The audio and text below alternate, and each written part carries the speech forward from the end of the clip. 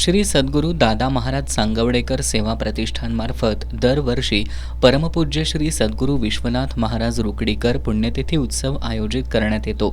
यावर्षीचा 106वा पुण्यस्मरण सोहळा 26 जानेवारी ते 1 फेब्रुवारी या कालावधीत आयोजित करण्यात येणार आहे।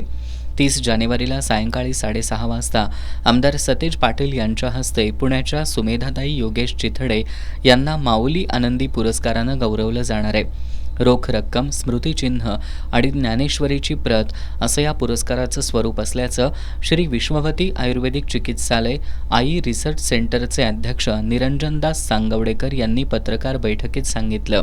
26 जानेवारी ते 1 फेब्रुवारी या कालावधीत श्री ज्ञानेश्वरी पारायण, प्रवचन, कीर्तन आदी कार्यक्रम होणार असून 27 ते 31 जानेवारी या कालावधीत मोफत आरोग्य शिबिर आयोजित करण्यात येणार आहे। या आरोग्य शिबिरात दंतरोग, स्त्रीविकार, पाठीचे आणि मणक्याचे आजार, मधुमेह, मेंदूविकार, अस्थिविकार, वातविकार, त्वचाविकार, डोळ्याचे आजार यांची तपासणी करण्यात येणार आहे।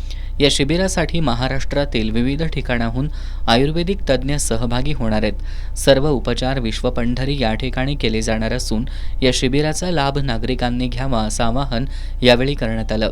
या पत्रकार बैठकीला श्री सद्गुरू विश्वनाथ महाराज रुकडीकर ट्रस्टचे अध्यक्ष आनंदनाथ सांगवडेकर, ट्रस्टचे विश्वस्त रामराया सांगवडेकर, श्री सद्गुरू दादा महाराज सांगवडेकर प्रतिष्ठानचे अध्यक्ष अक्कासाहेब सांगवडेकर उपस्थित होते।